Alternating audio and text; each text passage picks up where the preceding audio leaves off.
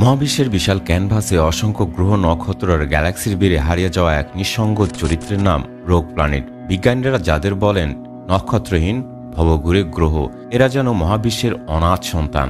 আমরা জানি পৃথিবী, মঙ্গল, বৃহস্পতি এরা সবাই সূর্যকে কেন্দ্র করে ঘোরে, কিন্তু রোগ প্ল্যানেটদের নেই কোনো সূর্য, এদের নিজস্ব কোনো আলো নেই, আর নেই কোনো অভিভাবক নক্ষত্র। এরা যেন নিঃসঙ্গ ভবঘুরে মানুষ, যাদের গন্তব্য নেই, আশ্রয়ও নেই।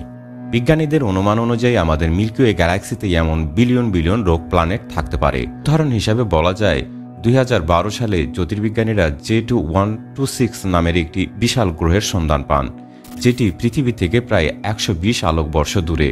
প্রথমে তারা ভাবেন এটি একটি সাধারণ এক্সোপ্ল্যানেট, কিন্তু পরে দেখা যায় এটি একটি নক্ষত্র থেকে এতটাই দূরে রয়েছে, প্রায় 1 ট্রিলিয়ন কিলোমিটার দূরে, যে সেটি কার্যত একাই ঘুরে বেড়াচ্ছে।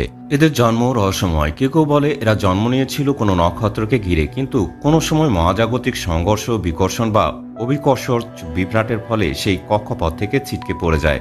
আবার অনেক জ্যোতির্বিজ্ঞানীর মতে এদের জন্মই হয় একাকী, কোনো নক্ষত্রের সহায়তা ছাড়াই, ঠান্ডা গ্যাসীয় মেঘের ভেতরে।